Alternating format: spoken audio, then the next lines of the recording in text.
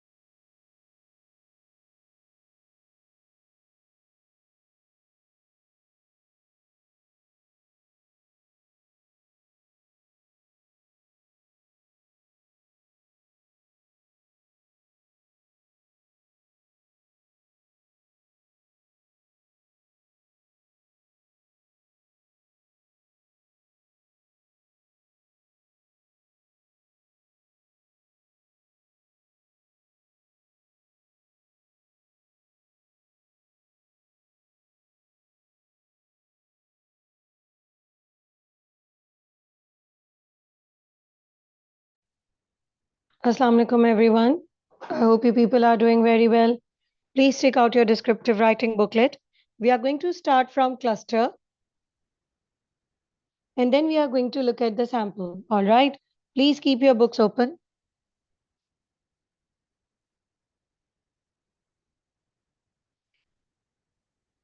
Before we do anything else today, we are first of all going to look at examiner report of one of the topics. Wait a minute. Let me open it here on screen.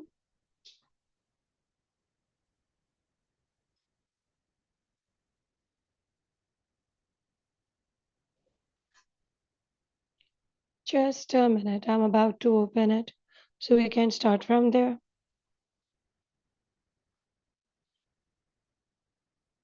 Okay.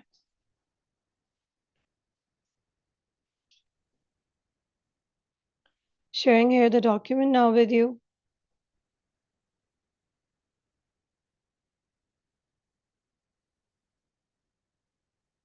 Recording in progress. Okay. We are going to look at one of the candidate response sheets, one of the examiner reports first. Rukia, I'm sharing it here. I will be highlighting a few details for you to have a look at. I'm again and again stressing on the element. Even if you are not planning to do descriptive, these classes are strongly recommended. So you may know on the day of exam, if you find the topic easy, don't fall for it until and unless you are prepared for it and have taken some tests with me. Also, this topic is most definitely going to help you improve your repertoire of vocab and figurative language. Let's have a look at the so you see this is the examiner report here. I'm taking you to quickly page number 21, and in your group I'm also going to post examiner report of the year 2025. This is the examiner report of the year 2024. Ek minute, I'm taking you to that page shortly. Ek second, or page number 21. Okay. I'll be highlighting things for you to let you know where am I reading from. Please stay focused.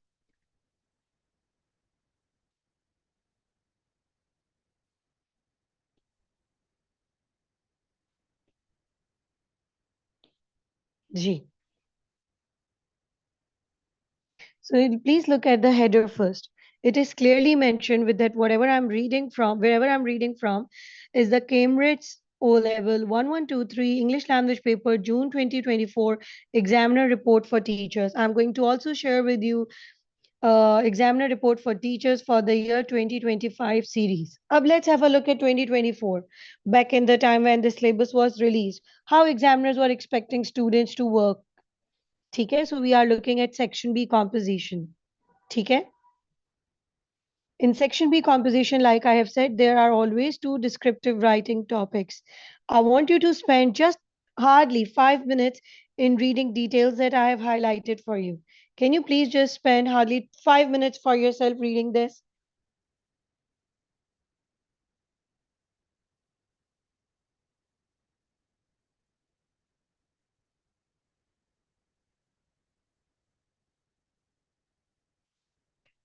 It says describe a scene at a market or bazaar just before it opens and during the busiest part of the day. So this is contrastive. Half of the essay should focus on the time when it opens, yani ke less busy, and by the time it is on its peak hours. What does it say here? The second descriptive task was addressed well in many responses. There were some very memorable descriptions of busy market that seemed to descend into chaos as the day went on. Strong responses में क्या था? Strong responses included precise, appropriate language to describe the market. ठीक है? Can they had those who were writing strong responses, they used evocative adjectives. It is so important to use adjectives in your writing. In your descriptive writing book, there is a whole topic on adjectives with this name or see, sure, calm, which I'm going to do with you guys in our next descriptive writing class when we will when I'll schedule it for you. An examiner wants a student to use detailed descriptions. You can choose to zoom into the details. Remember the last time when I conducted the class, I told you about formatting. You can either zoom in or zoom out. Keep it top to bottom or bottom up. Okay? So this is how examiner gives more marks. What examiners do not like, see what do they not like?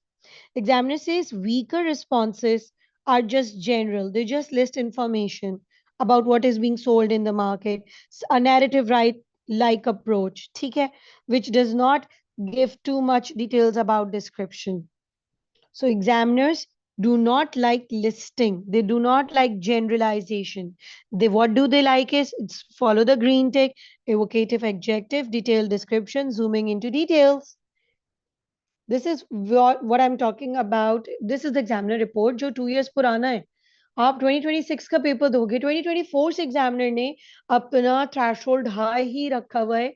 They do not stoop low, they do not keep it lenient. ठीक है. Another detail about दो descriptive topics होते हैं ना. Let's have a quick look at this as well.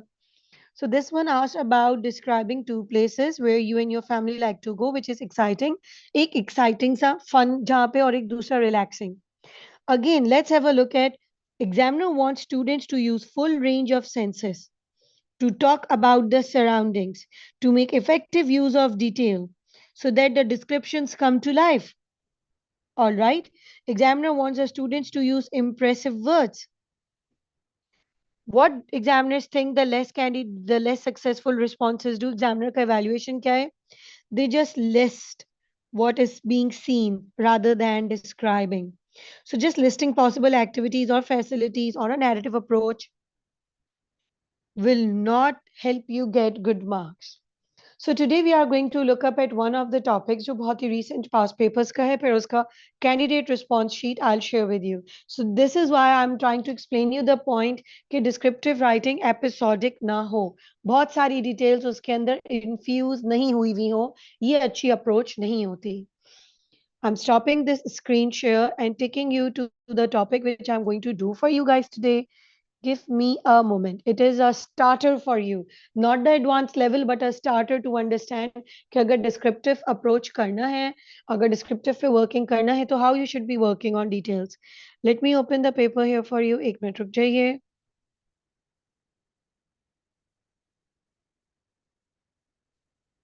रुक जाइए, I'm opening the paper.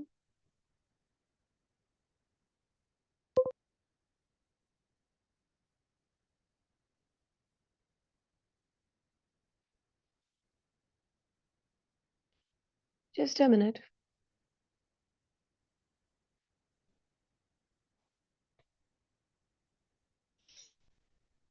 One 25 marking scheme. Okay, I'll do it from the Chrome to save time.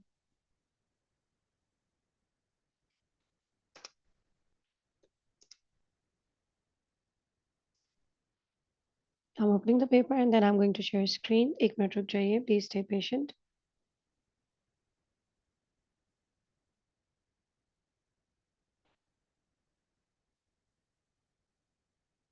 Still okay.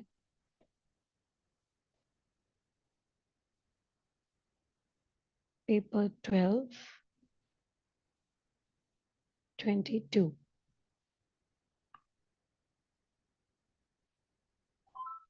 चले, I am opening the paper, please screen पे focus रखिएगा.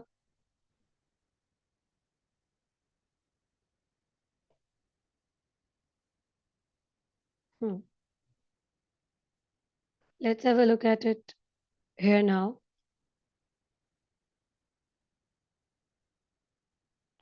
So the one which I'm showing you is the most recent paper. इससे recent तो Cambridge का कोई series नहीं हुआ, okay? So it says here, paper 2 writing, October November 2025, variant 22, and I'm taking you to its writing paper detail. It says answer any one question. There are two descriptive writing prompts. Describe a scene in a restaurant or cafe at a busy time. So the whole write-up should work out description of a restaurant or a cafe at a busy time only, not contrastive. However, if you look at topic number 3, it says, describe a birthday celebration you remember from your early childhood and a more recent one. So you have to do two birthday celebration descriptions, one from your childhood and another from the recent one. Now this is contrastive. एक पे हम recent पे focus करेंगे, एक पे हम focus करेंगे on when you were a tiny kid. कुछ बच्चे अब ऐसा पेपर अगर मैंने आपको नहीं सिखाया हो तो I am under the impression के maybe you will look at such topics in the paper and fancy की टीचर इज क्रेजी. पागल है शायद, टीचर को ये नहीं पता कि ये टॉपिक बच्चों को पढ़ाना चाहिए था. You might come up with this impression about me maybe कि मिस आना क्रेजी है, यही टॉपिक नहीं पढ़ाया इतना आसान, the one which I can do better than anything else. चलें इसका सैंपल देखते हैं. If we can do this better than any other topic, how is it expected to be done? So I am not fabricating this topic. मैं आपको बार बार बता रही हूँ topic सुनने में बहुत आसान है. I am going to now share sample with you, उसको एक्सप्लेन भी करूंगी. It is written at intermediate level, not advance level. Advance level इसलिए नहीं लिखा हुआ, I don't want to discourage you. Intermediate इसलिए लिखा हुआ है सो यू अंडरस्टैंड कि this is the minimum threshold. कम अज कम बी ए ग्रेड से क्लोजेस्ट आने के लिए नियरेस्ट ऐसा करना है. और ए स्टार्स के लिए उसका मोस्ट एडवांस वर्जन क्या होगा, that will be shared when I will do adjectives with you. Okay, again screen share कर रही हूँ now with the sample. अब sample से पहले ही I have told you कि मेरा focus किस चीज पे है और उन चीजों पे मेरा focus क्यों है. So I have told you all of those details. Let me take you to the sample. I will be posting this sample everywhere in all of your groups. So you don't need to write it right now. ठीक है? I only want you to stay focused ताकि within available time मैं आपको सारी चीजें समझा सकूं. Today's notes I will post in your group. Also, I will let you know where in the descriptive writing should you take notes of it. अब अगर कोई बच्चा कहे इतना आसान टॉपिक है डिस्क्रिप्टिव, इसमें क्या पढ़ना, चले देखते हैं. So this is about two different birth experiences, एक चाइल्डहुड सेलिब्रेशन और एक more recent one. Before I start explaining you the content, I tell you कि अगर मैं आपका काम चेक करूंगी इंटरमीडिएट लेवल यानी कि स्ट्रॉन्ग बी और फेंट ए, आप नियरली ए की तरफ अगर आते हो तो मेरा फोकस होगा डिस्क्रिप्टिव राइटिंग में to see can you create atmosphere so that I can visualize it. क्या उसमें कोई visual बन रहे हैं? Do you have similes, metaphors, personification, onomatopoeia, alliteration, imagery, unusual vocab? Have you followed any orientation यानी कि zooming into details और zooming out of the detail? यही उसका फॉर्मेट है. डिस्क्रिप्टिव का फॉर्मेट उसका ओरिएंटेशन होता है. या तो मैं केक से स्टार्ट करूं और Aahista Aahista move to the crowd, या मैं क्राउड से स्टार्ट करूं और आपकी आंखों पे इसको क्लोज करूं. सो this is an orientation of this topic. ठीक है, या हम रखते हैं टॉप टू बॉटम या बॉटम अप अप्रोच. अगर आप कोई चीज अपनी विंडो से देख रहे हो, you are here at here in the balcony, और आप कोई चीज देख रहे हो तो आपके पास टॉप टू बॉटम या बॉटम अप अप्रोच होता है. लेकिन ये एक बर्थडे सिनेरियो है जहां people are surrounding you. So are we going to start from the cake and end it with you, or we'll start it with you and end it with the cake, जो birthday का एक major segment होता है. ठीक है, let's focus on these details in the sample. Like I said, don't take any notes. As it is, चाहे जैसा भी document है, as it is, I'm going to send it to you. ठीक है, let's have a look at it. I'll read it and explain it. Please आप focus कर लीजिएगा. Even if you don't like it somewhere in the middle, तब भी इसलिए सुन लीजिएगा कि आपको इसके अंदर नैरेटिव के लिए भी आइडियाज मिल जाएंगे. ठीक है. So I lean back into the couch. इसी से आपको थोड़ा सा आइडिया हो जाना चाहिए। If you are leaning back in the couch, आप बैठे वो काउच पे, तो ये आपकी सेलिब्रेशन रीसेंट वन ही हुई।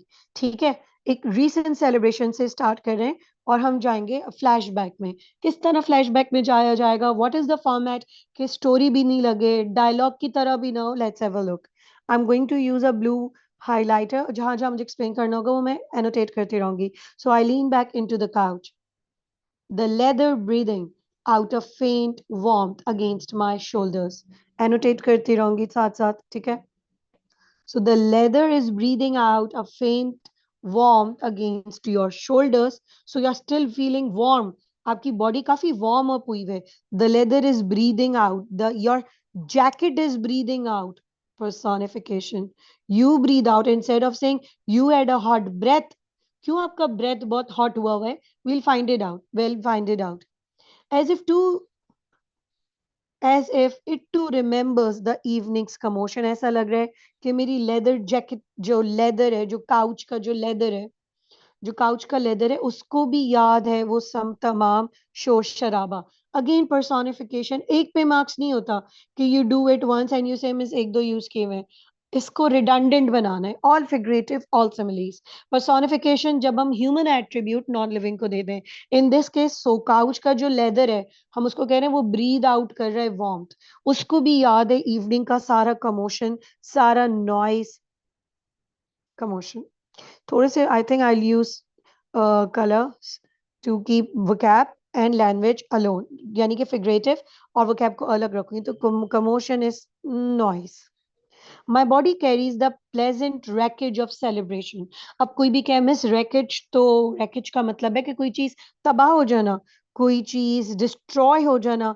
तो क्या सब कुछ डिस्ट्रॉय हो गया था? अब ये जो डिस्ट्रक्शन है, ये हाइपरबोली है।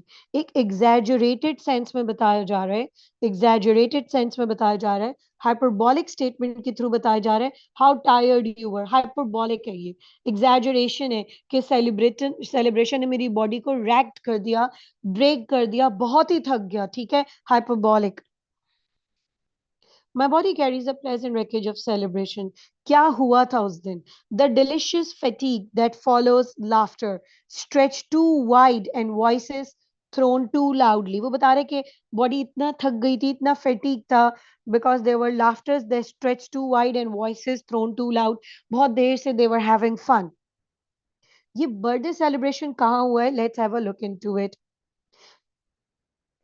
The delicious fatigue that follows, laughter stretched too wide and voices thrown too loudly. At the gym tonight, I stood in the bright, noisy heart of my 17th birthday. तो gym के अंदर ये birthday celebration हो रहा है। And clad in charcoal hoodie, dressing कैसी है? Charcoal colour का हुडी है, powdered with pale chalk like winter dust on dark stone. The sleeves rolled back in quiet surrender to the heat of the moment. सी का alliteration आपके लिए mark करियो, note करिएगा, ठीक है? सो क्लैड, चारकोल, chalk, ठीक है?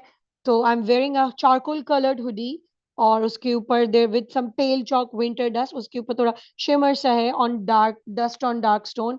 स्लीव्स रोल बैक हुए हुए हैं, ऐसा लग रहा है कि just because of too much heat I have just rolled some my sleeves. ये क्यों आपकी डिस्क्रिप्शन बताई जा रही है? हम अज्यूम कर रहे हैं कि हम एक पिक्चर देख रहे हैं, हम एक पिक्चर देख रहे हैं ऐसे। इस स्टोरी के अंदर we are constantly focusing on this picture. इस पिक्चर के अंदर you are here, your birthday, तो तुम्हारी पहले एक्सप्लेन की गई है how you are clad, how you are dressed. Around me, my friends formed a restless orbit. सब मेरे गिर्द खड़े हुए, they are forming an orbit. Now this is not an orbit. Orbit तो sun का होता है. Are you the center of attention? It is yes. So your friends have formed a restless orbit. Restless orbit. Orbit हम किसके लिए कहते हैं? Constellations के लिए, मिल्की वे के लिए। तो again this is not an orbit, बजाय सर्कल के लिए हमने ऑर्बिट लिखा, तो मेटाफोरिक हो गया। A rowdy constellation spinning with cheers and whistles. All your friends are rowdy and noisy like stars. They are constellation. अब देखो like नहीं लिखा, a rowdy constellation. Now this becomes metaphors. Again, let me correct my mistake. I have to keep vocab and language difference. So constellation of stars अपने दोस्तों के लिए use किया हुआ है, and now this is serving as a metaphor as well. When all your favorite people are around you, so and they are noisy and they are talking and they are cheering, it's a noisy constellation. अब you see two metaphors quickly, दो personification हो चुके, दो metaphors हो चुके. Let's see how it goes on. Spinning with cheers and whistles. I will use, I'm using an orange color just to write, noise के words. अभी तक आए हमारे पास commotion, laughter stretch, voices thrown, cheers and whistles. तो सब आपके लिए gathered हैं, they are celebrating you. Their voices rose and collided in the air. Voices rose and collided in the air. Waves chasing one another across a stormy sea of sound. So, एक storm of sound है. Again, there is no storm as such. Metaphorically कहा हुआ है कि इतना शोर शराबा है. It is forming a storm, stormy sea of sound. Again, metaphoric. When the cake finally arrived, it seemed to enter like a small glowing moon. Even the cake seemed to be entering. How can the cake enter? Cake to bring about होता है कि somebody carried the cake. ऐसा लग रहा है कि cake is like some important person who is arriving at the situation.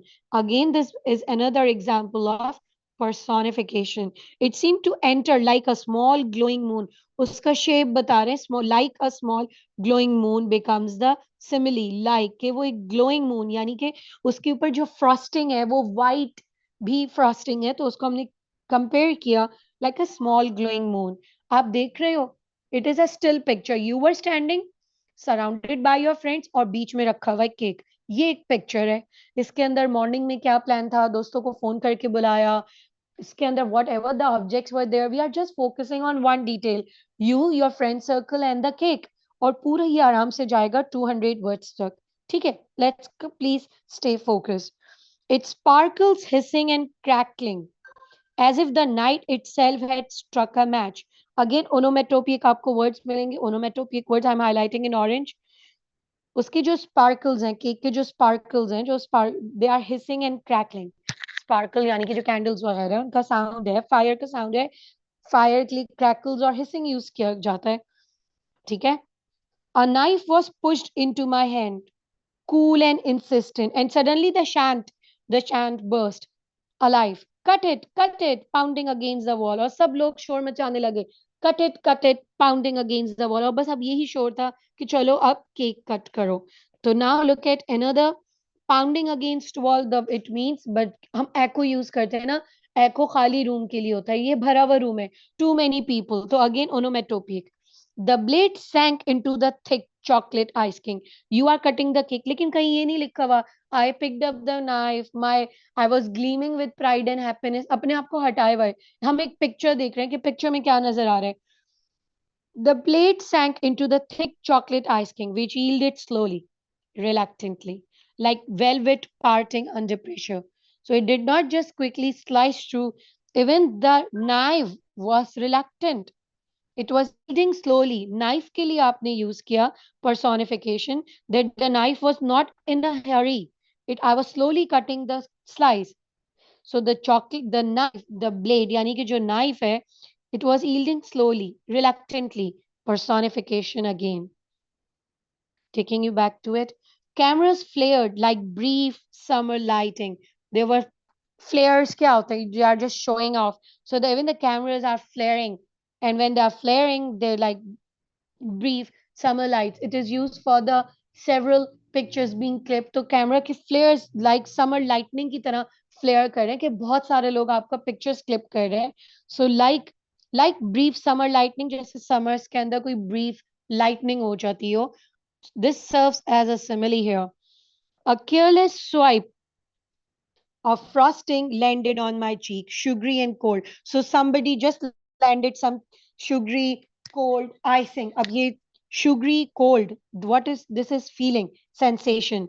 आपके cheek पे आपको feel हो रहा है sugary cold sensation. This is tactile imagery. What you can feel. ठीक है, touch की details हैं. And laughter erupted around me. Laughter के multiple words जब एक साथ आते हैं तो we call it auditory imagery. अब क्या क्या sound है? Laughter erupted around me, booming, bouncing, ricocheting from the iron racks and rubber floor. एक एक चीज से जो है laughter reflect back हो रहा था. तीन एक साथ sounds हैं. Booming, bouncing, ricocheting मतलब reflecting back. This is auditory imagery. In that moment, the gym shed its ordinary skin. अच्छा, कौन अपनी skin shed करता है?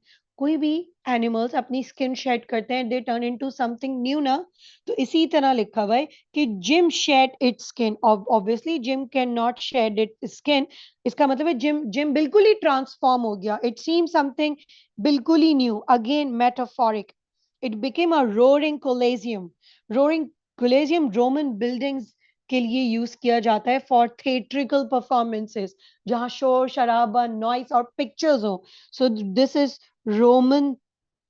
रोमन से कनेक्ट होता हुआ metaphor. Roman places and buildings which were used as theaters and performances, where even the metal waves seemed to listen and the night itself clapped along. Quick personification. जो metal के weights रखे हुए हैं gym में, देखो gym को describe नहीं करना है, जिम के अंदर हो वहां बर्थडे हो रही है. So because you are trying to tell कि तुम्हारा सबसे रीसेंट बर्थडे था. अब आजकल की बर्थडे क्या होती हैं? somebody brought you a cake and you are cutting your cake in the gym. ये था तुम्हारा recent birthday celebration. The weights seemed to listen. Even the weights were listening at everything that was happening. Personification. Night itself was clapping. Night was clapping again. Personification. अगर मैं इसको still आपको दिखाऊं तो you can see personification, metaphor, simile, एक tactile feeling imagery and a lot of sound details. Atmosphere create किया जा रहा है. इसके अंदर करेक्टर्स के नाम नहीं है, इसके अंदर स्नैक्स के नाम नहीं है, इसके अंदर जो डेकोरेशंस हैं उसके नाम नहीं है. क्योंकि I have just shown you in the examiner report, examiner does not like you to list the objects. Examiner likes it when you describe the object. अब तुम अपनी जिम की बर्थडे से एकदम से चाइल्डहुड बर्थडे पे कैसे जाओगे? I am taking you to a very beautiful transition, जिसके अंदर आप जिम से अचानक अपने चाइल्डहुड में चले जाओगे. इट्स अ ब्यूटिफुल ट्रांजिशन, यकीनन आपको अच्छा लगेगा. Just for the sake of some difference I am just changing. Transition कैसे करते हैं कि हम अब डिफरेंट वर्ड एक्सप्लेन करेंगे. Later when the laughter finally wandered off in the dark and house wrapped itself in a deep velvety hush. I opened my gift. My best friend had slipped quietly into my room. अभी एक छोटा सा transition है, यहाँ एक paragraph break missing है. अभी मैं यहाँ पे एक पैराग्राफ ब्रेक मार्क करूंगी, रुकना. अब तुम घर चले गए हो, अंधेरा है. The house is wrapped, has wrapped itself. The house wrapped itself in deep velvety hush. Hush मतलब shh, complete silence. अब ऐसा ओनोमेटोपिया है जहां बिल्कुल खामोशी है. You are sitting alone. एक छोटा सा रूम की इमेजरी है और अब तुम अपने गिफ्ट्स ओपन कर रहे हो. You open one of the gift your best friend had slipped into your hand. Inside was a framed photograph from my second birthday. अब तुम अपने चाइल्डहुड बर्थडे के ऊपर स्लिप करो कि you reached home, you were looking at the gift और तुमने gift open किया. उसके अंदर पिक्चर है तुम्हारी birthday when you were just 2 years old. तुम्हारे फ्रेंड तुम्हें देकर गया, ठीक है, as a memorial. The birthday my eyes met, the moment my eyes met with it, time seemed to lose its grip, like a tide retreating, tide, and it is going back away from the shore. यानी कि reverse reverse के अंदर एक Tide चलने लगा. Time पीछे चला गया. इंस्टेड ऑफ टाइम टाइम पीछे चला गया. Time seem to lose it और टाइम ड्रिफ्ट बैकवर्ड, जैसे कि एक टाइड हो, लाइक अ टाइड से रिट्रीटिंग फ्रॉम द शोर, जो शोर छोड़ के पीछे जा रहा हो. यहाँ पे मुझे क्लियर एक ट्रांजिशन बनाना था. Now this is para number 3. Number 1 your birthday in gym. Para number 2 घर पहुंचे और आपने एक पिक्चर ओपन किया and now you are back in the childhood birthday. Let's have a look at your childhood birthday. You are just 2 years old. तो अब आपकी 2 year birthday का बहुत ही डिफरेंट आपको नजर आएगा डिस्क्रिप्शन. इन द पिक्चर, ओहो रुकिए, यहाँ ये पैरा 3 है. ओके, आई टोल्ड यू कि इसके अंदर एरर है कि मैंने पैरा 3 यहाँ ब्रेक नहीं किया. मैंने ब्लू लाइन मार्क की है and I am highlighting and now I am circling it in pink कि आपसे मिस ना हो कि हम पैराग्राफ ब्रेक यहाँ काउंट कर रहे हैं. ठीक है. In that picture, आप एक tiny boy, round cheeked, half bewildered by celebration. छोटे बच्चे कैसे हो जाते हैं? Confusion or noise. Sits in a soft sky blue romper sprinkled with cartoon sharks. S का एलिट्रेशन इसके अंदर नोट करना। ऊपर वाले में एलिट्रेशन इसलिए भी कम थे क्योंकि एलिट्रेशन रिदमिक इफेक्ट प्रोड्यूस करता है। बड़ों की बर्थडे में it's not as rhythmic and melodic जैसे बच्चे की बर्थडे में होगा। बहुत अच्छा सा आपको लगेगा, यकीनन देखना। तो आपने जल्दी से अपनी फेस को बताया, छोटा सा बच्चा, अपने आप की पिक्चर देख रहे हो। आई आई नहीं कहोगे, तुम कहोगे एक छोटा सा बच्चा, यानी कि तुम अपने आप को डिस्क्राइब कर रहे हो। You are sitting in the soft sky blue romper. वो रॉम्पर पे बहुत सारे कार्टून शार्क्स बने हुए हैं, यानी आपकी मम्मा ने जो आपकी बर्थडे थ्रो की थी वो बेबी शार्क थीम की थी। He is perched securely in the gentle harbor of his mother's lap, her arms curving around him like calm parentheses, holding the fragile sentence of his world together. आप mummy की गोदी में हो, आप picture देख रहे हो, पिक्चर के अंदर आप ब्लू कलर के रॉम्पर में हो, रॉम्पर के ऊपर शार्क्स बनी हुए हैं, शार्क से पता चल रहा है बेबी शार्क थीम था। यू आर पर्च, पर्च का मतलब होता है आपकी आपकी पोजीशन बताई जा रही है कि you are perch in the, beanie आप थोड़ा ऊपर हो, पर्च हो, पर्च हम नॉर्मली कहते हैं ना, perch in the tree, perch somewhere. सुन आप कहाँ पे हो? एस का इलिट्रेशन देखो। You are in your mother's lap, mother के लैप को हार्बर कहा हुआ है। Harbour is the place where ships are parked, where ships stand, which houses ships। और आप अपनी जिंदगी के सफर में आपका हार्बर कौन है? Where are you standing? आपकी मदर के आर्म को कहा हुआ है, मदर के आर्म्स को gentle harbour of the lap. Mother की आर्म में आर्म्स कह रही थी, गोदी में हो, लैप में हो, और आर्म्स आपको कर्व किए हुए हैं, ठीक है। So this is such metaphoric and touching detail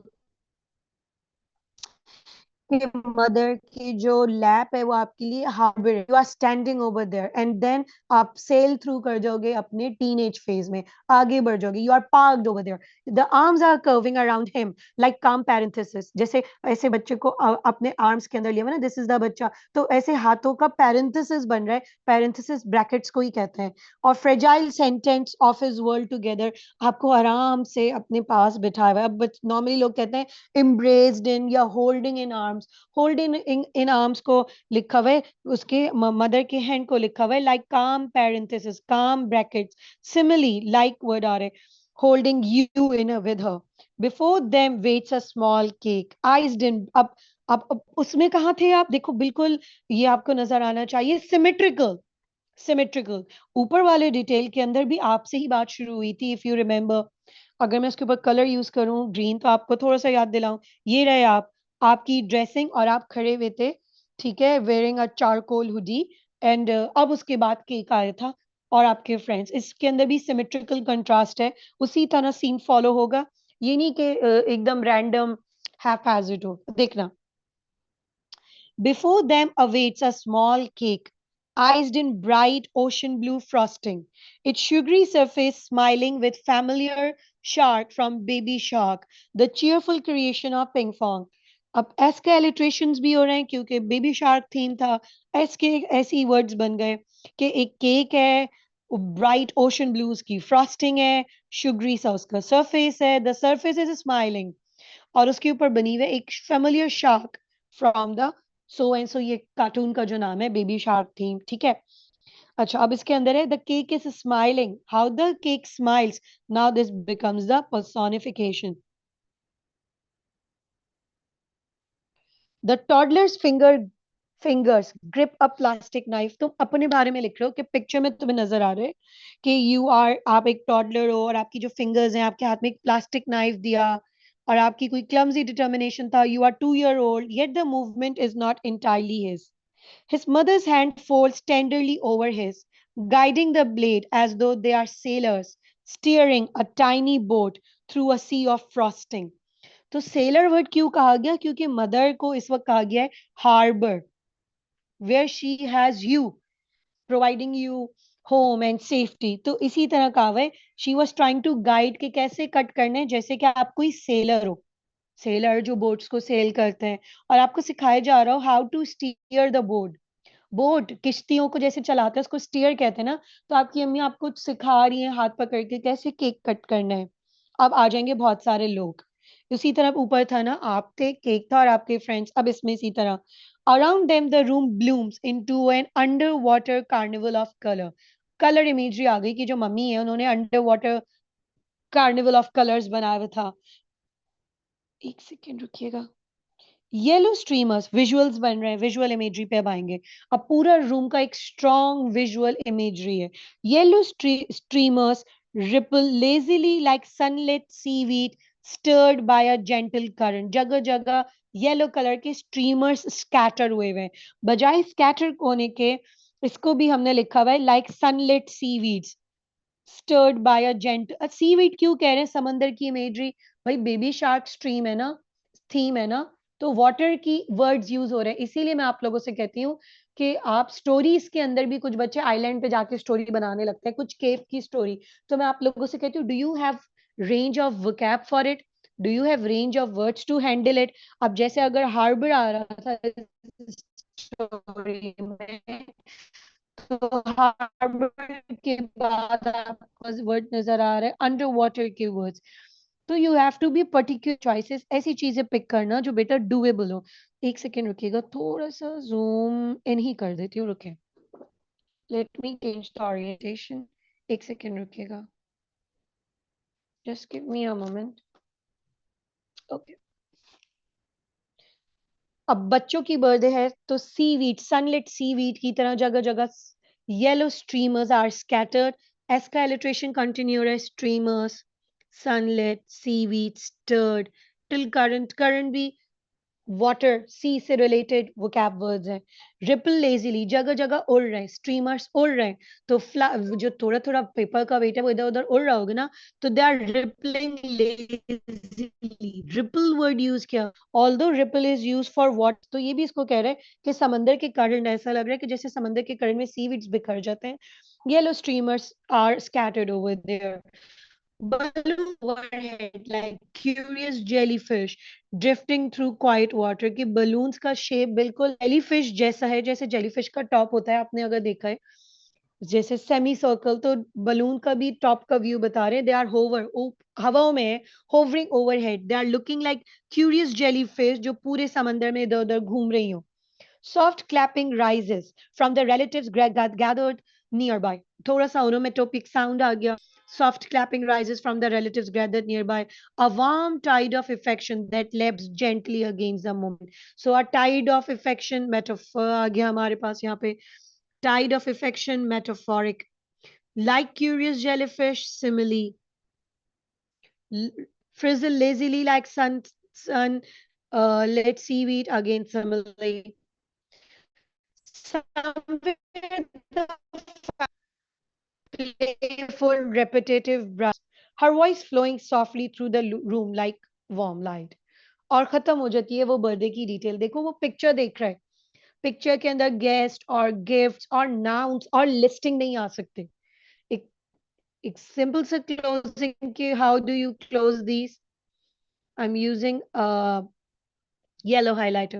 Between these two birthdays stretches a transformation as subtle and mysterious as the turning of season. जैसे मौसम बदलते हैं, ऐसे ये दो different birthdays थी, transformation थी, as subtle as or like, दोनों ही simile हैं, and this is mysterious as turning of season. Again simile, इतना mysterious है ये, इतना यूनिक है, जैसे कि मौसम अचानक बदल देते हैं, मिस्टीरियस लगते हैं कि एक ही जगह पे दो डिफरेंट सीजन्स कैसे आ सकते हैं।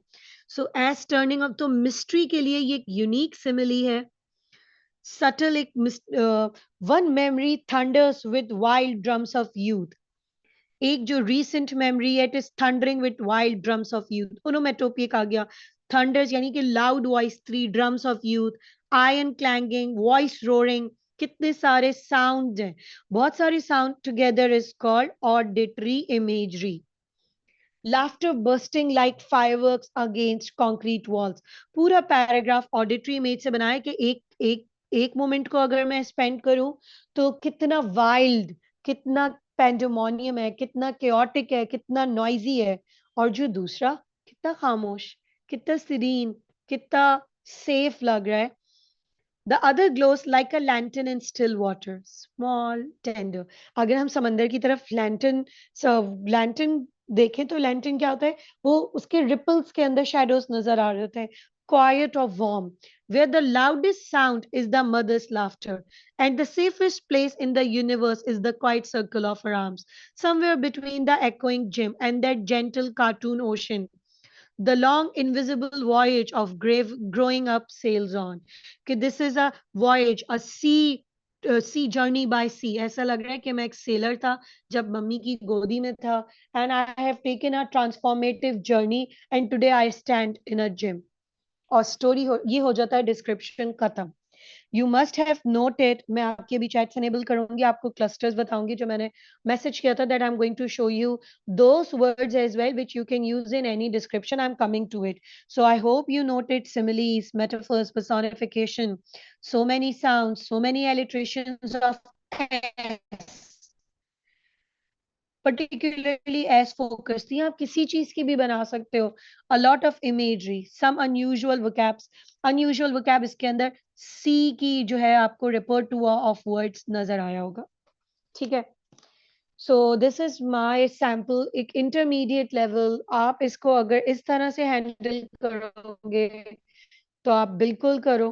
ठीक है. Descriptive words, सिर्फ 8 ऐसे लफ्ज हैं जो हर डिस्क्रिप्टिव राइटिंग में आते ही हैं.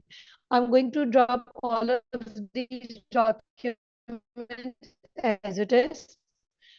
अगर आपको इनके मीनिंग्स जानने हैं कि इसके अंदर जो वोकैब है, रेडी नीचे अंदर मेटाफर्स लिखे हुए विद मीनिंग, सारे सिमिलीज लिखे हुए विद मीनिंग, सारे पर्सोनिफिकेशन जो इस राइटअप में थे इसके अंदर ऑलरेडी अवेलेबल है.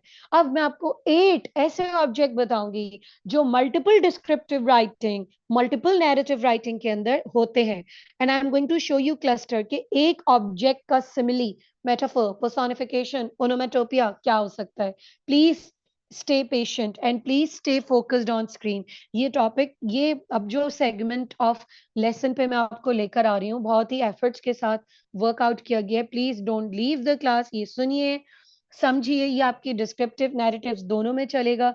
आपके किसी भी डिस्क्रिप्टिव और नैरेटिव में कोई ना कोई क्लॉक आ सकती है. क्लॉक या वॉच, उससे related simile, metaphor, personification, auditory यानी कि साउंड इसके अंदर बनाए हुए हैं.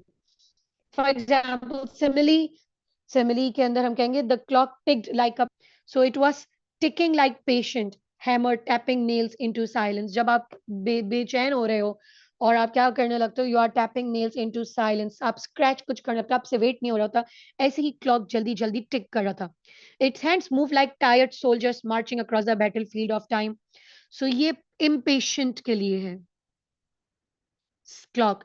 ये सैडनेस का सिमिली है with clock. Metaphors, the clock was a metronome of existence, beating life into measured fragments. Metronome मैंने आपसे कहा था, मेट्रोनोमी एक म्यूजिकल सॉफ्टवेयर के अंदर यूज होता है. व्हाट डज इट डू, वो एक ही साउंड को रिपीट करता है. जैसे कि सॉन्ग्स हैं, ठीक है, सॉन्ग्स, आप कोई सॉन्ग सुनते हो, उसके अंदर सर्टेन ट्यून्स जो है एज इट इज रिपीट हो रही होती है ना, तो वो सेट की जाती है, मेट्रोनोमी सेट किया जाता है. तो क्योंकि क्लॉक का हर वक्त एक ही जैसा साउंड होता है ना, टिक टिक टिक, रेपिटेटिव, तो मेट्रोनोमी ऑफ एग्जिस्टेंस है. या it stood a stern accountant of seconds.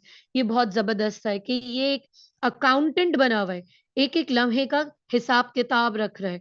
तो accountant is someone who keeps track of your finances. तो वो आपके टाइम का अकाउंटेंट बन गया है. वो एक एक लफ्ज, एक एक गुजरते हुए लम्हे को नोट कर रहा है. और स्टर्न है, बड़ा स्ट्रिक्ट अकाउंटेंट ऑफ सेकंड है. तो ये एक अच्छा सा क्लॉक या वॉच का मेटाफर बन सकता है कि वो एक एक चीज, एक एक मोमेंट को देख रहा था. Personification, the clock cleared it's throat with every tick, reminding the room that time refuses to sleep. तो बार बार टिक टिक के यहाँ से लग रहा है कि वो बार बार आपको याद दिला रहे हैं, मैं हूं, मैं नहीं रुकूंगा. Reminding the room that time refuses to sleep. ये तुम किसी भी क्लॉक का वर्ड किसी भी जगह यूज कर सकते हो. The pendulum pace the wall like a restless guard. जो पेंडुलम है वो ऐसे चल रहा था जैसे कि कोई बेचैन सा गार्ड हो जो बार बार टू एंड फ्रो चल रहा है. तो लाइक अ रेस्टलेस गार्ड एक सिमिली भी है और ह्यूमन एट्रीब्यूट भी दिया हुआ है. ऑडिटरी इमेजरी, टिक उसका साउंड होता है. The sound nibble steadily at the quite. ये हो गए क्लॉक के वो वर्ड्स जो किसी भी डिस्क्रिप्टिव और नैरेटिव में फिक्स हो सकते हैं. ये देखो, सुनो मेरी बात ध्यान से, ये स्पेशली उन बच्चों के लिए है जो कुछ भी करके सिमिलीज, मेटाफर्स बना नहीं पाते. उनको लगता है कि ये तो डुएबल ही नहीं है। तो अब अगर तुम्हारे पास स्टोरी आए, right a story in which someone spoke a small lie that turn bigger in time. उस झूठ की कहानी में क्लॉक आ सकती है ना, कि क्लॉक जो है टाइम को नोट कर रही थी। अब जो है I am using different colour, ये वाला यूज कर सकते हो कि क्लॉक एक एक मोमेंट को नोट कर रही थी। ठीक है, टिक का वर्ड यूज कर सकते हो, ये दो आइडियाज यूज कर सकते हो। ठीक है, अच्छा। देन कार, किसी भी डिस्क्रिप्टिव के अंदर कोई भी वहीकल आ सकता है, किसी भी नैरेटिव में वहीकल आ सकता है। आप कहीं जा रहे हो, तो कार की similes, metaphors, personification and sound imagery. Simile के अंदर अगर आप नोट करें, the car shot forward like a steel arrow, headlight slice the road, ये यूज कर सकते हो। मेटाफोरिकली, ग्राउलिंग बीस्ट, आप स्पीड और साउंड के ऊपर लिखो।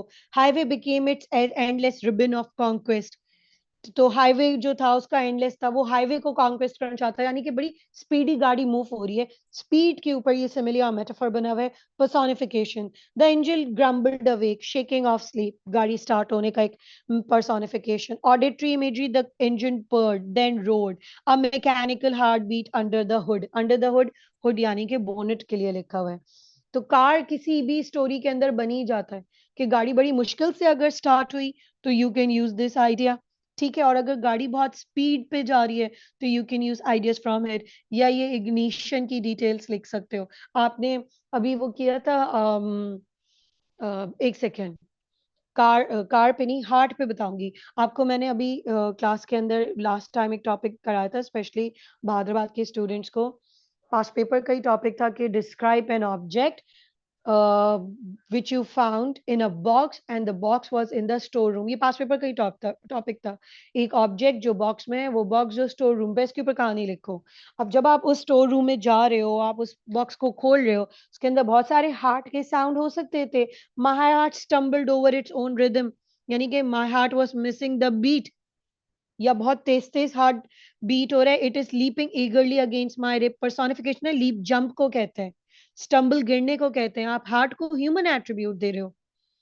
या बहुत तेज हार्ट बीट होने को, heart was a frantic drum, frantic तेज तेज ड्रमिंग कर रहा है in the orchestra of the body is controlling my heart. या it became a runaway horse galloping through my chest, runaway horse जो तेज तेज भाग रहा हो, so ऐसा लग रहा है मेरा दिल कहीं भाग जाएगा, it's running, it's beating so fast. Pounding is a strong sound, like a fist knocking desperately at a locked door. It fluttered like a trapped bird in a narrow cage. Ye you can use for restlessness. You wanted to run away from some place, run away from some circumstances. You can use it. Fluttered. It wanted to flutter like a trapped bird. तो ये heart के words आप multiple stories के अंदर याद लिख सकते हो। अच्छा, मैं आपको एक बात बताती हूँ। एक स्टूडेंट है, मैं पहले उससे उसका कंसेंट लूंगी। उस बेचारी मेरी प्यारी सी बच्ची ने क्या करा, शी स्टडीड विद मी, ठीक है, और बहुत स्ट्रगल करती है, बहुत मेहनत करती है। Unfortunately she got a you grade. You grade की वजह ये थी, उसने अभी अक्टूबर में पेपर दिया। She started off with me in June and she appeared in the papers in this October. Unfortunately, she has been placed in the U band, fail हो गई है, उसको अब कंटिन्यू करना पड़ रहा है और पढ़ना पड़ रहा है। यानी कि when she started off, जो जुलाई अगस्त सितंबर में, she was under the impression कि सिलेबस आसान है, मुझसे हो जाएगा, and without consulting she appeared for the paper। अब मैं आपको इसका पेपर पहले से कंसेंट लूंगी। I'll meet her this week, she comes to my classes, I'll ask her if she is okay and if she does not mind। मेरी बात ध्यान से सुनना, मैं आपको उनके पेपर की सॉफ्ट कॉपी उनसे पूछ के उनकी आइडेंटिटी हाइड करके आपको दूंगी।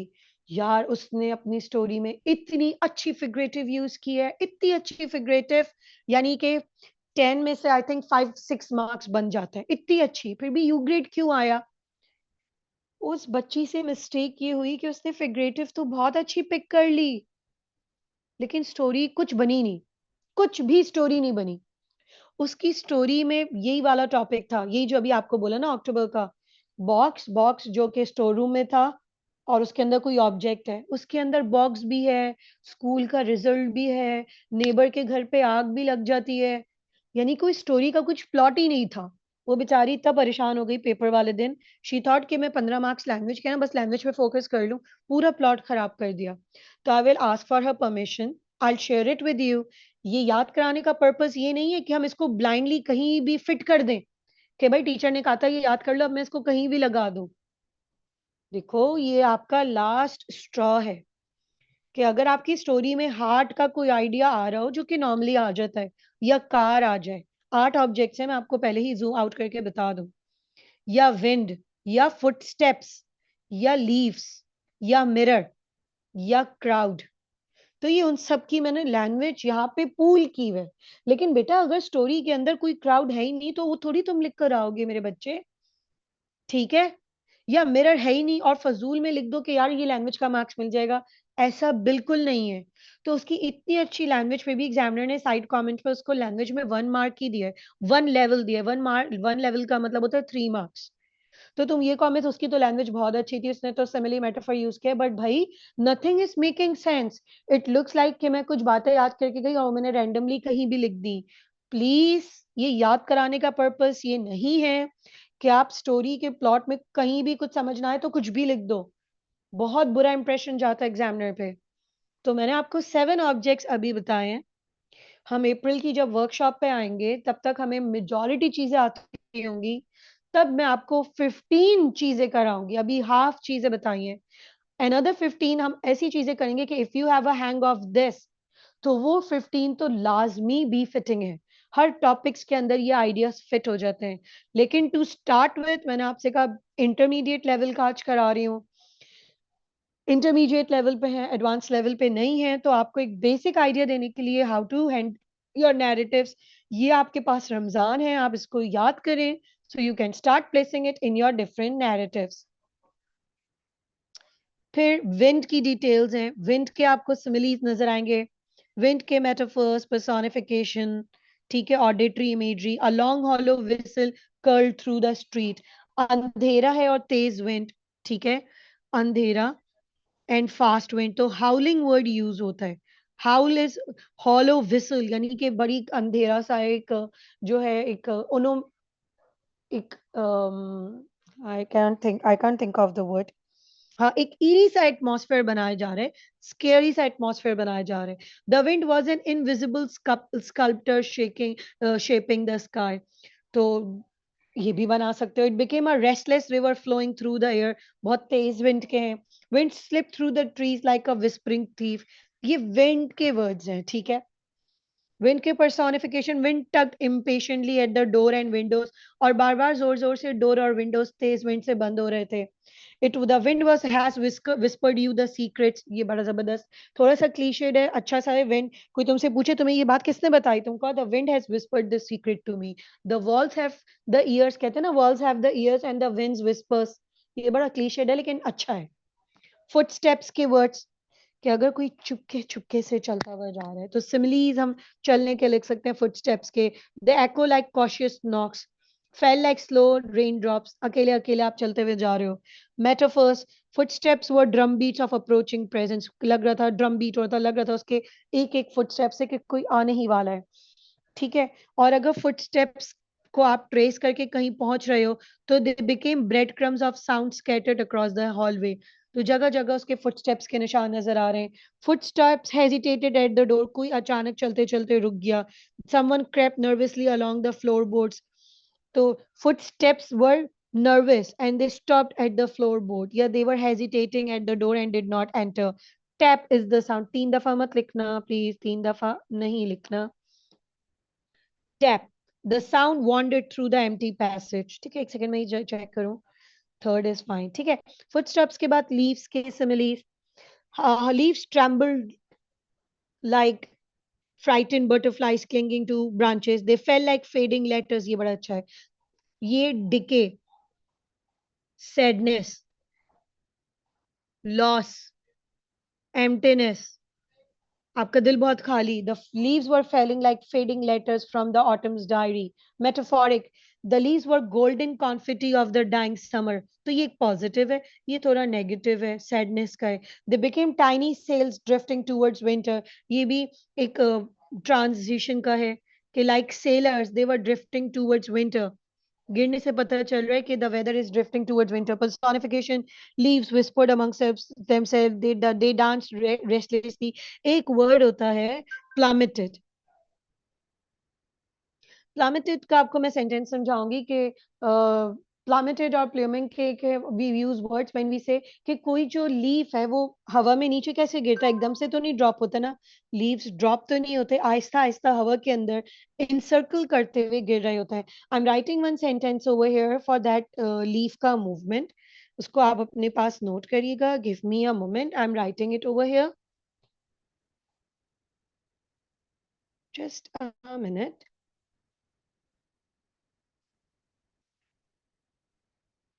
Just a minute.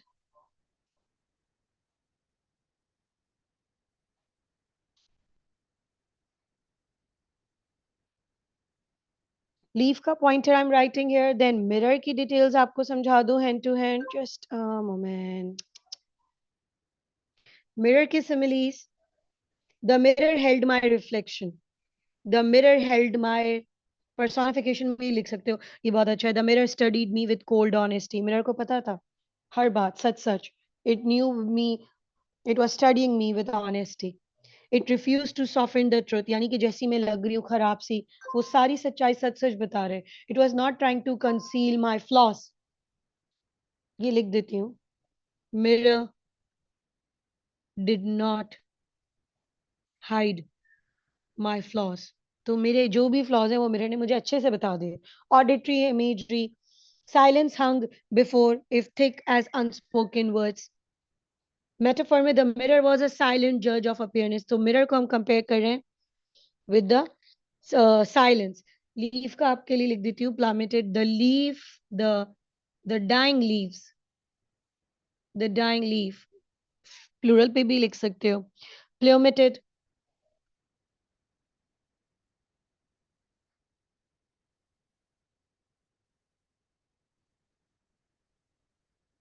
In the air, यानी कि वो इस तरह हवा में घूमता घूमता नीचे जमीन पे आके फाइनली गिर गया एंड डेड। ठीक है, सप्लीमेटेड इस तरह यूज किया जाता है, वर्ड नोट कर लीजिएगा, आपको मैं document as it is send कर रही हूँ। ऑडिटरी में मिरर के बाद क्राउड पे आते हैं, crowd surge like a restless tide pressing against the shore, तो लोग एकदम, बहुत सारा क्राउड आ गया, सर्ज मतलब आगे मूव करना, लाइक अ रेस्टलेस टाइड की तरह आगे मूव कर रहा था। Voices rose like a swarm of buzzing bees, बड़ा क्लीशेड है कि क्राउड की ओनोमेटोपिया बता रहा है। Metaphor, it was a living ocean but shifting faces, storm of voices, crowd breathed and murmured, it swallowed the narrow street whole, पूरी पूरी street swallow कर गया, यानी इतनी ज्यादा नॉइस थी। Auditory imagery, a low thunder of conversation rolled through the air, noise के लिए आपको अलग से वर्ड्स बता रही हूँ। देखो नॉइस की वैरायटी है, बहुत ही कम कम हल्का सा शोर होता है तो हम कहते हैं कमोशन, कमोशन से भी हल्का, अगर कोई एक दो लोग बात, थोड़े से लोग बात कर रहे हो, विस्पर से ज्यादा कमोशन, कमोशन से ज्यादा फिर हो जाता है पैंडेमोनियम, बहुत ज्यादा शोर। पैंडेमोनियम के वर्ड्स है मेहम, जिसको आप कहते हैं केओस। ठीक है, ये उसकी इंटेंसिटी पे लिखा हुआ है, bottom down approach.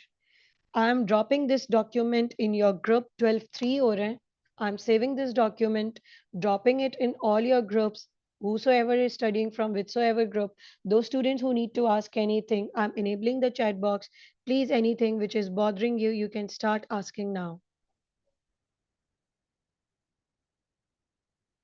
Drop your chat.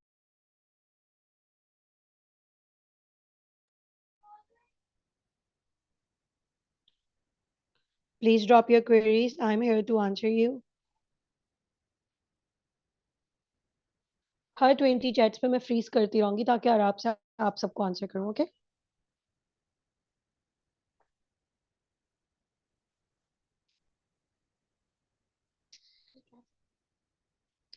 Okay, I'm answering everyone. I already have 20 plus chats. I'm going to answer all of you. 20 के ऊपर स्टॉप करने का पर्पस ये होता है कि पहले Recording मैं stopped. 20 को आंसर कर दूं and then I will again enable chats. अच्छा, जिनको एक दफा आंसर कर दिया फिर वो सेकंड टर्न पे नहीं आएंगे, फिर वो थोड़ा रुकेंगे, others will take the turn first. ठीक है, तो आप एक ही दफा अपनी पूरी क्वेरी लिखा करें। वानिया, आई एम आंसरिंग यू। बिल्कुल वानिया, सिमेट्रिकल डिस्क्रिप्शन तो बड़ी ही बेहतरीन समझी जाती है पेपर में, examiners appreciate your sense of imagination, and वरना क्या होगा, मजा भी नहीं आता और अच्छा सा कंपैरिजन नहीं बनता, और अच्छे बैंड्स के लिए वी डू इट, इडियम्स की जरूरत नहीं है। पेंडेमोनियम लिखा है, पेंडेमोनियम, PAN। अलीना, पेंडेमोनियम मैंने कहा ना, नॉइस की इंटेंसिटी, विस्पर से ज्यादा कमोशन। जैसे क्लासरूम के अंदर कोई एक दो बच्चे बात करें, हम कहते हैं विस्पर। कमोशन होता है 10-12 बच्चे बात करें। पेंडेमोनियम, एग्जाम खत्म हो जाए और सब बच्चे शोर करते हुए बाहर निकलने लगे, और रोड पे आप जाएं तो केओस, नॉइस एक्सट्रीम। ठीक है, इसको कहते हैं। अच्छा, अब रुक जाइएगा, मैं सबको वन बाय वन आंसर करूंगी। Alright, like I said, one person का one query I am answering with name Umar Azeem. Umar, जब मैं ये डॉक्यूमेंट आपके ग्रुप पे सेंड करूंगी तो पेज नंबर्स लिख दूंगी, where do you have to copy all of this. Sattar, अब जब नैरेटिव की क्लास रखूंगी, लेकिन रमजानों के बाद, अभी जो प्लानर दिया हुआ है उसमें नैरेटिव नहीं है, रमजानों के बाद, तब मैं आपको नैरेटिव के लिए भी बहुत सारी प्लानिंग की हुई है, वो बिल्कुल शेयर करूंगी। ठीक है, डोंट वरी। तो उस मेटाफर के अलावा वोकैब याद कर लो। डिक्शनरी के अंदर बहुत जबरदस्त वर्ड्स हैं, सस्पेंस के, कॉन्फ्लिक्ट के, नेचर के, मूवमेंट के, बोलने के। प्लीज ये याद करो सारा। मैं अभी ग्रुप पे जब नोट सेंड करूंगी, I mention what page number you have to copy it. Abdulrahman, ऐसी कोई कमिटमेंट नहीं है, ना मैं किसी के लिए कोई रिकॉर्डिंग्स प्रोवाइड कर सकती हूँ, क्योंकि मैं ये ऑनेस्टली, फ्रैंकली, ये क्लासेस सिर्फ इसलिए रिकॉर्ड होती हैं जस्ट इन केस कोई I need to document anything that may went wrong, may go wrong, तो मैं उसको डॉक्यूमेंट करने के लिए ये सब कुछ करती हूँ, रिकॉर्ड करती हूँ। But I don't upload it, क्योंकि this occupies a lot of space on Zoom. मेरी AS A2 O level 0500, I'm teaching 4 courses. I can't upload recordings. It occupies a lot of space, and Zoom is charging for every bit of detail. 300 की capacity के लिए already I have paid 22,000 rupees to zoom to accommodate 300 plus students in classes ना। अब जैसे जैसे हम space, इतनी मेरी स्पेस बाय हुई भी होती है फॉर अदर डिटेल्स कि ये इम्पॉसिबल हो जाता है। और secondly, time is really short, आपकी क्लास खत्म होगी, AS शुरू हो जाता है, तो I don't save any of the recordings, I just do it for the sake of formality, क्योंकि मैनेजमेंट ने कहा है कभी अल्लाह ना करे कोई अनप्लेजेंट सिचुएशन ना हो जाए तो हमारे पास डिटेल्स हो। ठीक है, I have made it very clear. हाँ, मफाई की मुश्किल है तो ये चॉइस पे है ना, मैं इसीलिए पढ़ा रही हूँ कि ये चॉइस पे है। Only choose it when it is doable. Fatima Asif, I am answering you.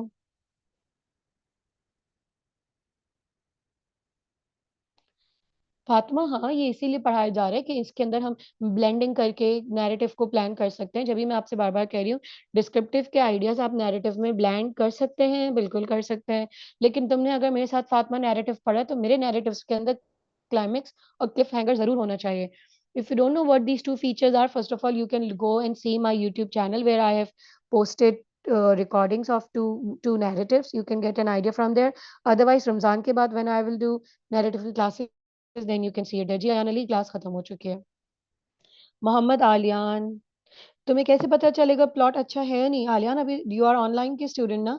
Everywhere I am taking narrative के test and I am checking it to let you know कि आपका प्लॉट टीचर को कैसा लग रहा है, और उसके बाद I will everywhere take mandatory descriptive के short test to see how you are doing descriptive. कुछ बच्चों को खुद भी नहीं पता होता, यकीन करो, some students don't know that they can do descriptive only until we check it for them, and then they figure out, अरे मेरे तो डिस्क्रिप्टिव के मार्क्स अच्छे बन गए। सो ऐसा भी होता है in some cases. So you can reach this conclusions after getting your tests and work checked. Nurulan, are you asking me for a summary? Are you really serious? It's impossible. I've spent 1.5 hours on explaining it. I can't go to the summary of your half an hour missed class. I'm going to drop the document. Document पूरा annotated है. Take notes from there. जो notes में बात नहीं समझ आए सिर्फ वो पूछ लीजिएगा नेक्स्ट क्लास में। आप लोग half an hour join late करके प्लीज डोंट एक्सपेक्ट कि मैं हाफ एन आवर की समरी रिपीट करके आई वेस्ट अदर्स के timings, because time is precious, मेरी भी आगे क्लासेस हैं। अलीना जावेद, अभी मत लिखना, मैं आपकी क्लास में अपने सामने डिस्क्रिप्टिव का टेस्ट लूंगी। मैं सिर्फ वो डिस्क्रिप्टिव चेक करूंगी जो मैं अपने सामने लिखवाऊं। Yes, because I am under the impression बहुत सारे बच्चे इंटरनेट यूज करते हैं। So don't submit me any descriptive until and unless I test you in front of me. This is for each and every one. तहा, अल्लाह जानता है। If you are starting now, whether you can get A or A star or not, it completely depends on your performance. Starting now or starting earlier नहीं है, efforts के ऊपर बात है। जी Salman, it's about imaginative, being imaginative and creative. Manoor narrative की classes होंगी, I will explain that तब। रेयान फैसल, ओह, अगर ये इंटरमीडिएट है तो एडवांस क्या होगा? एडवांस मैंने क्लास में एक्सप्लेन किया था ना, एक एग्जांपल याद है? I said describe two people, one you like the most, one you like the least. मैंने आप लोगों को एक पिक्चर ड्रॉ करके समझाया था कि मैं आपको एक गार्बेज लिटर पिक करने वाले बच्चे के ऊपर लिखवाऊंगी one you like most and one you like least. वो है एडवांस लेवल। फिर मैं आपको एक लिखवाऊंगी अम्यूजमेंट पार्क पे। ओ माय माय, वो बहुत ही जबरदस्त लिखे हुए हैं। वो होते हैं advance level, 100% A star bands. लेकिन अगर अभी बताती ना, तो I was under the impression I don't want anyone to give up, I want everyone to take baby steps. We still have 1 month and some days to polish and do things better. Arisha Kashif, I'm answering you. Arisha, थोड़ा सा तो memorise करना पड़ेगा ना dear. Cold honesty मतलब बगैर, मोमिना अगर मैं तुम्हें, मोमिना अगर मैं तुमसे पूछूं, मोमिना मैं कैसी लग रही हूँ अपने न्यू हेयर कट में, और तुम कहो मिस आना बहुत बुरी लग रही है, तो मैं कहूंगी you are honest but this is very cold. यानी कि ऐसी सच्चाई जिसमें तुमने मेरे इमोशंस का ध्यान नहीं रखा।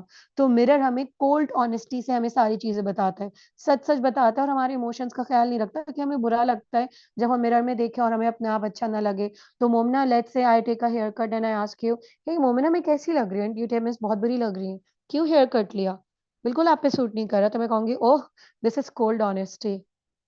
भूमि, yes, at least 3 to 4 paragraphs. Ayesha Jahangir, descriptive का फॉर्मेट मैंने बताया, 2 लार्ज ब्लॉक्स जिसके ऊपर आपको सीन दिया हुआ है, एक बीच में ट्रांजिशन और एक सिंपल क्लोजिंग, क्लोजिंग जो उसका रीकैप हो रहा हो। अल्लाह वो Akbar, Abdul Ali, you are saying gym में तो लोग वेट लूज करने जाते हैं, ये तो केक खा लिया, इसका तो वेट गेन हो जाएगा। You are right, you are right, मैं इसको मना कर दूंगी, आइंदा अपनी बर्थडे जिम में सेलिब्रेट ना करो।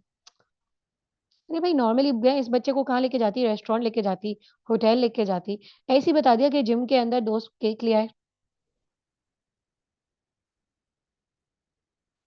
Exactly exactly. हुजैफा मैंने इसीलिए लिखा, देखो उसके अंदर मदर की लैप है और लोग क्लैप कर रहे हैं, तो क्लैप पिक्चर में तो नजर आता है ना हुजैफा। क्लैपिंग नहीं लिखा, सॉफ्ट क्लैप्स लिखा। ये नहीं लिखा कि रिसाउंडिंग आवाज है, क्लैपिंग का एक भी ओनोमेटोपिया नहीं लिखा हुजैफा नुमान, क्योंकि स्टिल पिक्चर बना रही थी तो क्लैप का पोस्चर बनाए, क्लैप की बॉडी लैंग्वेज के लोग अराउंड हिम क्लैप कर रहे हैं, तो पिक्चर में नजर आता है ना क्लैप। क्लैपिंग या क्लैप का साउंड नहीं लिखा my dear. I am answering next now Shamir Khan. हाँ, शामिर आप किस कैंपस में पढ़ते हो? आई थिंक शामिर, मेरे माइंड में है कि आप जौहर में पढ़ते हो ना। तो जौहर में ट्यूसडे को मैं आऊंगी ना 12:15 पे, तुम्हें समरी का जो भी इशू है समरी की बुक लेकर आना, हाईलाइटर लेकर आना, मेरे पास बैठ जाना, मैं तुम्हें हेल्प करूंगी, ठीक है? इफ्रा, इफ्रा नैरेटिव की क्लासेस होंगी, उसके ऊपर हम और प्लॉट्स पे बात करेंगे। अच्छा, मोहम्मद जैन क्लास छोड़ चुके हैं, लेकिन मोहम्मद जैन इससे ज्यादा वो कैप चाहिए, ये इंटरमीडिएट लेवल है बेटा। एग्जामिनर 96 मार्क्स पे डिस्टिंक्शन दे रहा है, 96, that is a lot. A star 85 पे आ रहा है, that is a lot. Sufiyan Ghauri ने क्लास ड्रॉप छोड़ दी अभी अभी, लेकिन मैं आंसर कर रही हूँ भाई, जी हाँ डिस्क्रिप्टिव नैरेटिव में चॉइस होता है। अब्दुलरहमान, मैं 2025 अक्टूबर नवंबर का पेपर ग्रुप पे सेंड कर देती हूँ, आप देख लेना। रोहान, जिसको क्रिएट नहीं करना आता उसको याद करना पड़ेगा। आयशा, हर पैराग्राफ में हर चीज दिखाई है ना मैंने, simile, metaphor, personification, alliteration, imagery, यही डिस्क्रिप्टिव का तरीका होता है। रिदा, मेरे पास आके बैठना ऑन भाग इन बहादुराबाद। वैसे बहुत ही सिंपल सा डिफरेंस है पर्सोनिफिकेशन और मेटाफर में, वो सुन लो। पर्सोनिफिकेशन में ह्यूमन एट्रीब्यूट, इंसान का एट्रीब्यूट, इंसान की कोई क्वालिटी होनी जरूरी है। फॉर एग्जाम्पल रिदा, मैं ये कहूँ, रिदा तुम कहो miss Anna, your essay has made me upset, your this sample has made me upset, या your this sample is helping me understand the topic. अब तुमको आपके टॉपिक ने मुझे अपसेट कर दिया, तो बजाय ये कहने कि मिस है ना यू आर अपसेटिंग मी, तुमको मिस है ना आपका ये सैंपल मुझे बहुत कंफ्यूज कर रहा है, अपसेट कर रहा है, या ये सैंपल मुझे बहुत गाइड कर रहा है, तो आप पर्सोनिफिकेशन यूज कर रहे हो, आप सैंपल के लिए ह्यूमन एट्रीब्यूट यूज कर रहे हो, गाइडिंग या अपसेटिंग। मेटाफर क्या हो सकता है वो भी सुनो। फॉर एग्जाम्पल, सैंपल हो सकता है miss Ana this sample is a beacon of hope, इससे मुझे कुछ उम्मीद मिली है, ये उम्मीद की किरण है। या this sample is a guide, तुमको miss miss your this sample is like a guide, like a guide, like a guide simile, like हटा दो कहो इट्स अ गाइड, तो गाइड बन गया मेटाफर। आप उसको कंपेयर कर रहे हो एक गाइड से जो आपको सब चीजें बताता है। तो एक ही सिंपल सा मैंने तुम्हें बताने की कोशिश की है। ठीक है, अब जैसे कि तुम पेपर दे रही हो रिदा, और टाइम बहुत शॉर्ट हो रहा हो, तो तुम वॉच देखो अपनी, या तुम रूम पे एग्जाम रूम में लगी हुई क्लॉक देखो, और तुम्हें लगे the clock is running very fast, running वो रन तो नहीं कर रही ना, या the hands of the clock are frowning at you, तुम्हें लगे कि क्लॉक तुम्हें मुंह चिढ़ा रहा है, तुम्हें ऐसे फ्राउन करके बोल रहा है कि रिदा रिदा टाइम तो खत्म हो रहा है, तो तुम इसको पर्सोनिफिकेशन बता रहे हो ना, ह्यूमन एट्रीब्यूट्स दे रहे हो, दिस इज पर्सोनिफिकेशन। मेरे पास बैठना, मैं तुम्हें मल्टीपल टॉपिक्स की पर्सोनिफिकेशन डिस्कस करके खुद तुमसे खुद बनवाऊंगी। रिदा 12:15 तक हम हैदराबाद में बैठेंगे ऑन वेडनेसडे इंशाल्लाह। बिल्कुल ऐसा ही है खिजर, एक एक पिक्चर माइंड में रख के यू डिस्क्राइब इट। मारिफ शाहिद, यार मारिफ का सवाल बहुत इंपॉर्टेंट है। मारिफ कह रहे हैं मिस क्या हम tap tap tap third third third लिखेंगे? आपके सामने है मारिफ, मैंने वो स्ट्राइक ऑफ करके कहा सिर्फ एक दफा लिखना होगा। जूम आउट या जूम इन टेक्निक, या टॉप से बॉटम या बॉटम से अप भी कर सकते हैं।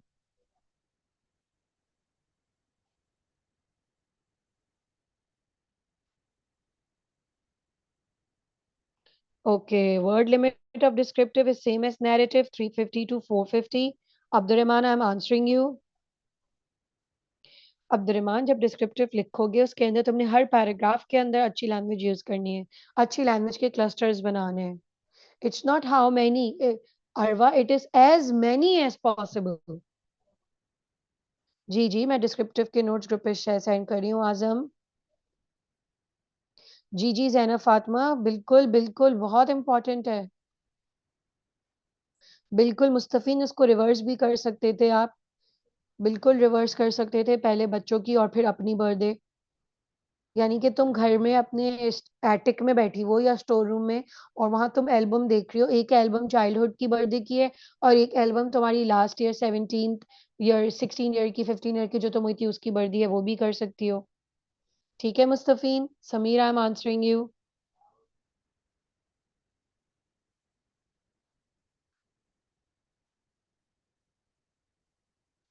Sameer, you have to give me some write up to check, only then I can give some comments on it. Izhan, clusters का मतलब है ग्रुप। सिमिली मेटाफर का मैंने ग्रुप बना के दिया ना, हर टॉपिक हर हर ऑब्जेक्ट का एक ग्रुप बना दिया कि ये अगर तुम क्लॉक के याद कर लो, ये तुम विंड के याद कर लो, तो दिस कैन हेल्प यू। ठीक है। Mayhem, Varisha Kamran, mayhem commotion, वो बहुत ज्यादा शोर शराबे का वर्ड है। Alina Zafar said miss and left the class. Ahmad Khan, ऐसा नहीं हो सकता, we create a situation story.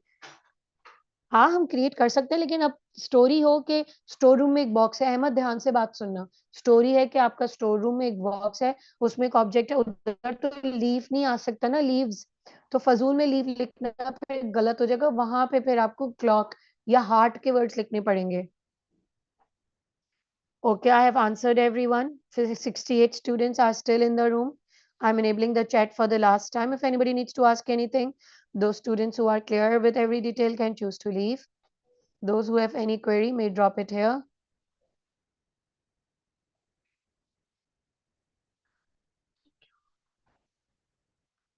Drop your queries, I'll answer you.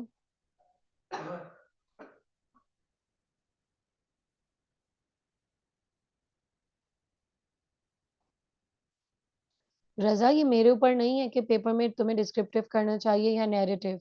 रजा, ये आपके ऊपर है, आप मुझसे दोनों काम लिखकर चेक कराओ, दोनों बिल्कुल ऑनेस्ट, क्लियर और ट्रांसपेरेंट तरीके से लिखो, टाइम मेंटेन करके लिखो, टाइम चेक और बिल्कुल ऑनेस्ट काम करो। और दोनों चेक करवाओ मुझसे और दोनों पे मुझसे मार्क्स लो। किसी भी एक ईयर का पास पेपर उठा लो, 2024 या 2025। रजा, मैं तुमसे इसलिए खुद से कुछ करने को कह रही हूँ बिकॉज आप स्कूल में पढ़ते हो मुझसे ना, तो स्कूल के अंदर क्लासेस खत्म हो चुकी हैं। रजा, या you can come to my campuses जहाँ डिस्क्रिप्टिव नैरेटिव की क्लासेस हो रही है। सबके सामने टेस्ट लो, सबके सामने मुझे अपना काम सबमिट करो, गेट इट चेक एंड सी कि तुम्हारे मार्क्स किस में ज्यादा बन रहे हैं। जिसमें तुम्हारे ज्यादा मार्क्स बन रहे हैं उसी टाइप का topic you should do in paper. बड़ा ही सिंपल सा ऑप्शन है। अच्छा guys, I am freezing chats. पहले जो 22 चैट्स हैं उनको आंसर कर दो। अरवा,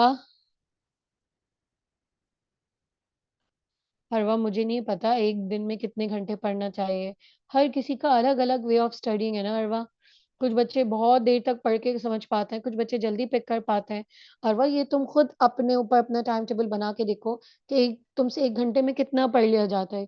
1 घंटे के बाद कुछ भी पढ़ोगी बेकार है, क्योंकि उस वक्त आपका ब्रेन स्लो हो चुका होता है। 1 घंटा अगर एक दिन में भी तुम डिक्शनरी और लैंग्वेज याद करो तो इनफ है। अच्छी स्टोरीज पढ़ो इंटरनेट पे से। रिदा, जरूरत है नहीं डिस्क्रिप्टिव में नामों की एक्चुअली। इफ्राकुर्रम, ए के लिए मार्क्स हमारे पास थे 78, 78 to 80, 85 पे ए स्टार। ठीक है, तो एटलीस्ट तुमने 80 तक का एफर्ट करना है। और मैं तुम्हें सच बोलूं इफ्रा, आई एम नॉट द गोरा चेकर, सो द गोरा checkers have more polish language. हो सकता है कि वो भाई, या आप जब अंडर प्रेशर काम कर रहे हो, अभी तो आप इतना प्रेशर में नहीं हो ना, कैम्ब्रिज का पेपर तो नहीं है ना, तो मे बी उस वक्त एरर ज्यादा हो। तो क्लास में 85 मार्क्स लोगी तो पेपर में ए स्टार आएगा। कोई बच्चा क्लास में 70 मार्क्स लेकर बोले पेपर में ए स्टार आएगा तो वो भी पॉसिबल है, अगर वो बहुत स्ट्रांग रिवीजन करके जाए तो। और अगर तुम ऑलरेडी हमेशा स्ट्रांग पढ़ते हो तो क्लास में 85 तक आना होता है।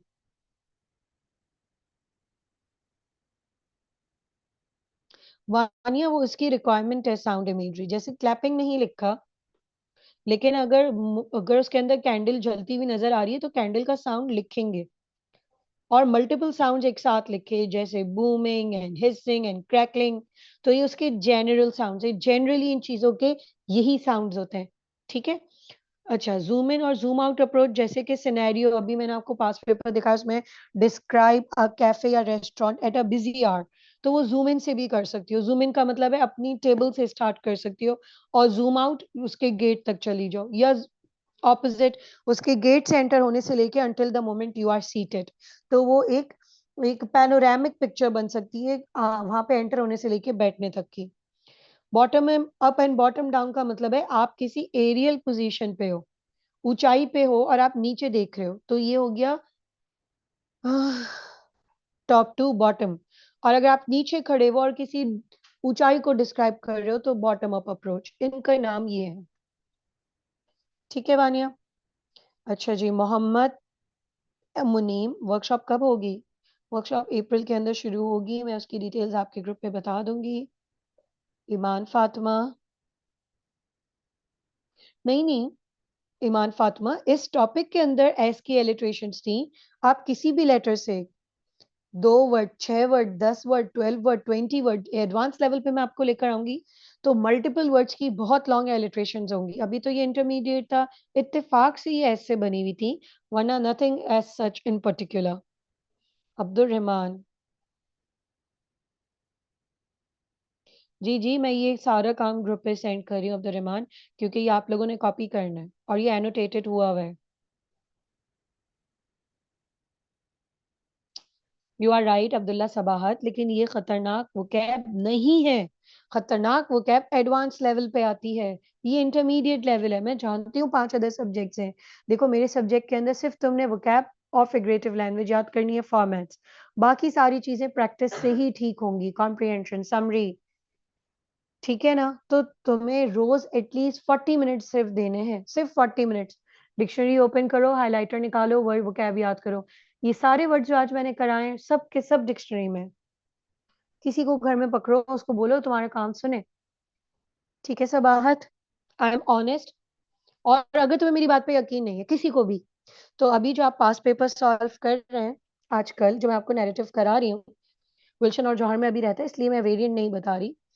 तो बाकी तो हो चुका है ना, हैदराबाद में, नॉर्थ में, डीएचए में, ऑनलाइन में, गुलशन जौहर इस वीक कर लें।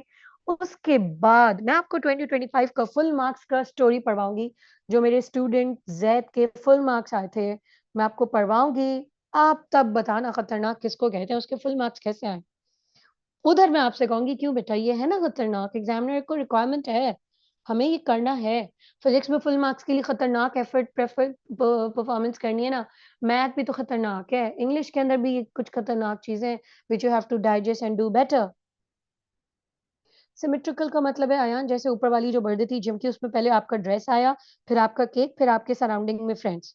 तो जो चाइल्डहुड बर्थडे आया वो भी ऐसे ही आया, आपका ड्रेस जो कि बेबी शार्क रॉम्पर है, और फिर आपका एक छोटा सा केक, और फिर आपके सराउंडिंग के लोग। सिमेट्रिकल यानी कि जो ऊपर सीक्वेंस ऑफ आइडियाज हो वही नीचे भी हो, तो बहुत अच्छा रहता है। अच्छा देखो जारा, इट्स नॉट अबाउट कितनी, 5 वो कैब, 10 वो कैब। देखो जारा, तुम्हारी स्ट्रांग वो कैब, फॉर एग्जाम्पल जारा, जारा हम सपोज कर रहे हैं, एक है जारा और दूसरी है माहम। सपोज कर रहे हैं दो करेक्टर्स हैं, जारा की वो कैब और माहम की वो कैब, दोनों को लगता है कि वो कैब बहुत अच्छी है, लेकिन कितनी अच्छी है मुझे नहीं पता। स्ट्रांग वोकैब दोनों पता नहीं क्या समझते हो। अगर आप मेरे टॉपिक से कंपेयर कर रहे हो तो मैं बार बार कह रही हूँ ये इंटरमीडिएट लेवल है। ऐसी वो कैब हो तो इतनी ज्यादा थोड़ी थी, मेरे ख्याल से 15 वर्ड्स थे मैक्स इस पूरी राइटिंग में। एडवांस लेवल का मेरे साथ सैंपल पढ़ के देखना, मोर इज लेस। मैं आपको लास्ट ईयर में स्टूडेंट के आए हैं, जैद के, आयरा के, अहमद के, इनमें इन लोगों की स्टोरीज पढ़वाऊंगी अब आपको कमिंग क्लासेस में। पीडीएफ ओपन करूंगी, उनके आपके सामने उनकी कैंडिडेट रिस्पॉन्स शीट ओपन करूंगी, आप अपने आंखों से देखना what is their range of vocab and range of ideas. Umar Ahmad, मुझे ये तुम्हारी बात बिल्कुल अच्छी नहीं लगती, why do you intervene in my settings.